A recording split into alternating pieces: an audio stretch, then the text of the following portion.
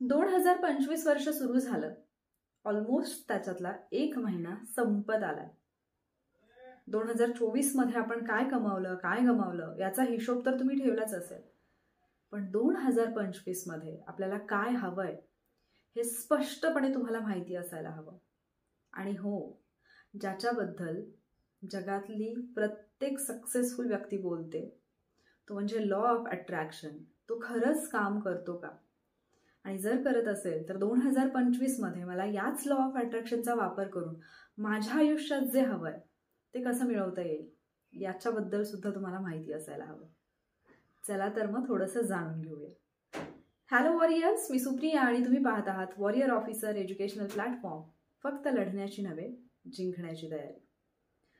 तर law of attraction खरंच काम करतो का हा प्रश्न बऱ्याच लोकांच्या डोक्यात येतो. आणि बऱ्याच जणांना हे माहिती असताना की लॉ ऑफ अट्रॅक्शन काम करतो तरी सुद्धा त्याचा योग्य पद्धतीने वापर करता येत नाही. आणि मग हेच लोक म्हणतात की लॉ ऑफ अट्रॅक्शन वगैरे सगळ्या काही फक्त थापा आहेत, असं काहीही होत नाही. पण जर असं असेल तर मग सक्सेसफुल झालेली किंवा आयुष्यात काहीतरी कमावलेली व्यक्ती किंवा ज्या व्यक्तीच्या अगदी सर्वच इच्छा पूर्ण होतात अशी व्यक्ती लॉ ऑफ अट्रॅक्शन बद्दल वारंवार का बोलत असेल हा विचार आपण कधीच का करत नाही. माझ्या अगदी जवळचं एक उदाहरण तुमच्यासोबत शेअर करायचं. तसं तर ते मी क्लासमध्ये ज्यावेळेला आमचं डिस्कशन सुरू होतं तेव्हा शेअर केलं होतं.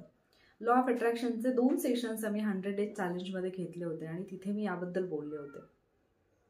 मी माझ्या जवळच्या एका अशा व्यक्तीला ओळखते ज्या व्यक्तीकडे आय थिंक 2019च्या दरम्यान ज्यावेळेला एक 2 व्हीलर बाईक होती. त्या 2 व्हीलरमध्ये पेट्रोल पंपावरती जाऊन पेट्रोल भरण्यासाठी 50 रुपये सुद्धा नव्हते.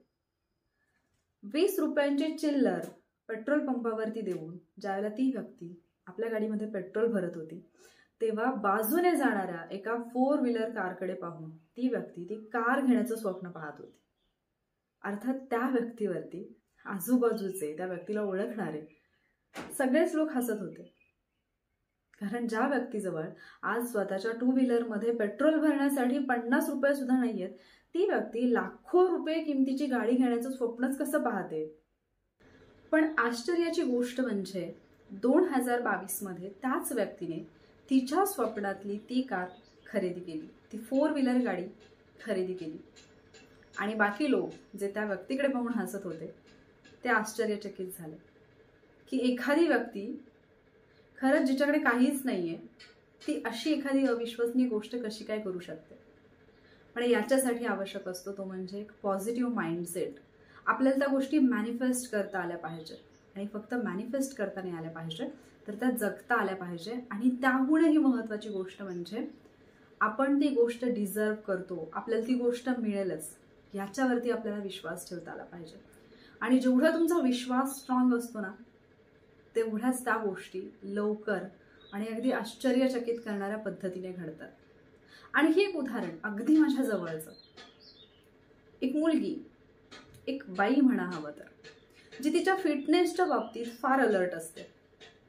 माझ्या अगदी जवळ राहणारी, तिचा नेहमीचा वर्कआउट, तिचं नेहमीचं जे काही रुटीन आहे आणि स्वतःच्या शरीराची काळजी घेणं याला ती नेहमी प्रायोरिटी द्यायची. अर्थात तिच्याकडे पाहून भल्या भल्यांना हेवा सुद्धा वाटतो की ही एवढी फिट कशी काय राहते. पण ज्या वेळेला ती प्रेग्नेंट झाली त्यावेळेला तिच्या फॅमिली मेंबर्सनीच नाही तर तिच्या फ्रेंड सर्कलमधल्या इतर लोकांनी, आजूबाजूच्या इतर व्यक्तींनी तिला एक गोष्ट बोलायला सुरुवात केली की आजपर्यंत फार स्वतःच्या शरीराची काळजी घेत होती, फार फिट राहत होती, स्लिम अँड फिट होती, बट आता मात्र तुझ्या शरीराची पुरती वाढ लागणार आहे. कारण प्रेग्नेन्सीमध्येच तुझं वेट जवळपास 10 ते 12 किलोंनी वाढेल आणि मग त्याच्यानंतर काय परत ते वेट कंट्रोलमध्ये येत नाही. पण ज्या पद्धतीने तिच्या लाईफमधल्या इतर गोष्टी तिने मॅनिफेस्ट केलेल्या होत्या, इतर गोष्टींच्या बाबतीत तिने लॉ ऑफ अट्रॅक्शनचा वापर केला होता, सेम त्याच पद्धतीने या बाबतीत सुद्धा तिने तिच्या आयुष्यामध्ये लॉ ऑफ अट्रॅक्शनचा वापर करायचं ठरवलं होतं.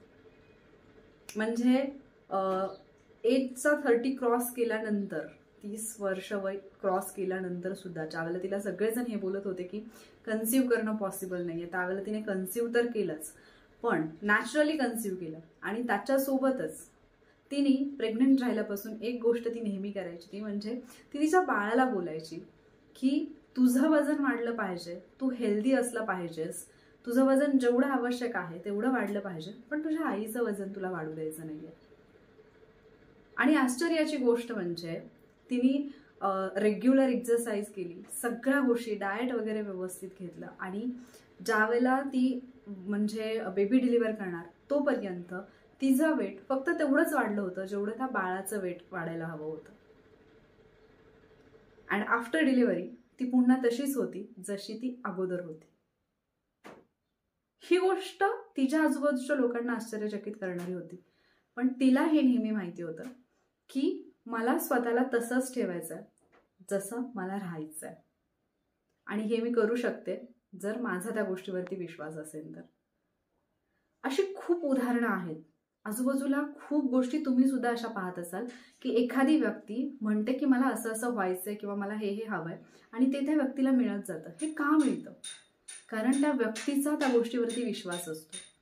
म्हणजे तुम्ही जर एखादं स्वप्न पाहत असाल की मला एक ठराविक हुद्द्याची नोकरी मिळाली पाहिजे, एक ठराविक सॅलरी माझ्या अकाउंटला आली पाहिजे, माझं इन्कम एवढं ठराविक असायला हवं, तर आधी तुम्हाला विश्वास तर असायला पाहिजे की तुम्ही डिझर्व करता, तुम्ही त्या गोष्टीसाठी पात्र आहात. आणि जर तुम्हाला तो विश्वासच नसेल तर ती गोष्ट तुमच्यापर्यंत येईलच कशी? एक साधं उदाहरण देऊ. समजा तुम्ही एखाद्या व्यक्तीला एखादा ड्रेस गिफ्ट केलाय, कुठलीही तुमच्या जवळची व्यक्ती असेल मे बी, आणि तुम्ही त्या व्यक्तीला एक ड्रेस गिफ्ट केला.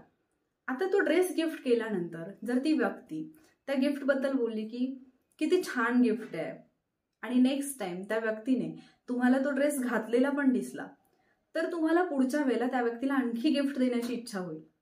पण समजा त्याच ठिकाणी तुम्ही ज्या व्यक्तीला तो ड्रेस गिफ्ट केलाय ती व्यक्ती तो ड्रेस पाहता क्षणीच म्हटली थँक्यू, पण याचा कलर थोडासा असाच आहे, मला तो नाही आवडला, किंवा हा ड्रेस मला जसा पाहिजे होता तसा नाहीये, आणि त्या व्यक्तीने तो परिधान पण नाही केला, तर नेक्स्ट टाइम तुम्हाला त्या व्यक्तीला एखादं गिफ्ट देण्याची इच्छा होईल का? अर्थातच नाही. तुमच्या लाईफच्या बाबतीतही सेम घडत असतं. युनिव्हर्स तुम्हाला त्या गोष्टी देत असतं ज्या गोष्टींसाठी तुम्ही डिझर्विंग आहात. पण जर तुम्हाला ॲप्रिशिएट नाही करता आलं, त्याच्यासाठी ग्रेटफुल नाही राहता आलं, थँकफुल नाही राहता आलं, तर नेक्स्ट टाइम ती गोष्ट तुमच्यापर्यंत येण्यापूर्वी युनिव्हर्स सुद्धा विचार करेल ना की आपण जी गोष्ट या व्यक्तीला दिली आहे त्या गोष्टीबद्दल जर ही व्यक्ती थँकफुल नाहीये, ग्रेटफुल नाहीये, तर नेक्स्ट टाइम मी या व्यक्तीला ती गोष्ट देऊच का? म्हणून सगळ्यात पहिल्यांदा तर ग्रॅटिट्यूड फार इम्पॉर्टंट असतो. तुम्हाला प्रत्येक गोष्टीसाठी थँक्यू म्हणता आलं पाहिजे. आणि एक गोष्ट तर मी नेहमी सांगते की सकाळी उठल्या उठल्या सगळ्यात पहिल्यांदा थँक्यू म्हणा. तुम्ही ज्या पण शक्तीला मानता, देवाला, परमेश्वराला, ईश्वराला, अल्लाला, ज्याला पण कोणाला मानता, त्याला थँक्यू म्हणा. कारण रात्री झोपताना आपल्याला माहिती नसतं की आपण सकाळी उठू की नाही. कारण कितीतरी लोक असे असतात जे रात्री झोपतात पण आयुष्यात सकाळ त्यांना कधीच पाहायला मिळत नाही. किमान आपल्याला ती सकाळ पाहायला मिळाली आहे म्हणून तरी थँकफुल राहा. आता याच्या पुढचा टप्पा येतो की ठीक आहे, सगळं समजलं, लॉ ऑफ अट्रॅक्शन आहे, मॅनिफेस्ट करायला पाहिजे, गोष्टी अट्रॅक्ट करायला पाहिजे, पण पुढे काय? फक्त अट्रॅक्ट करणारी होतात का?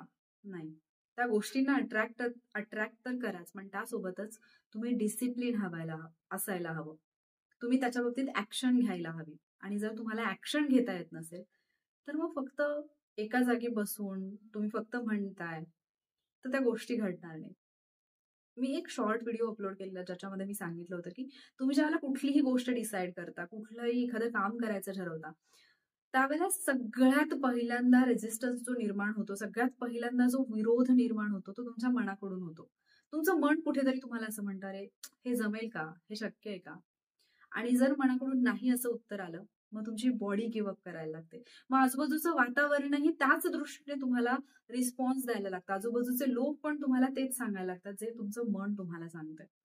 आणि म्हणून जेव्हा तुम्ही काहीही करायचं ठरवलं ना, सगळ्यात पहिल्यांदा कंट्रोल मनाला करा. सगळ्यात पहिल्यांदा तुमच्या मनाला समजवा आणि हा विश्वास द्या की येस, हे मी करू शकेल. आणि मग पहा, ज्या सक्सेस स्टोरीज तुमच्या आजूबाजूला येतात, ज्या स्ट्रगल स्टोरीज तुम्ही पाहता, केवढ्या स्ट्रगल मधून एखादी व्यक्ती काहीतरी कमावते, ती कशी कमावते? कारण त्या व्यक्तीला तो अतूट विश्वास असतो. तो विश्वास जोपासायला शिका.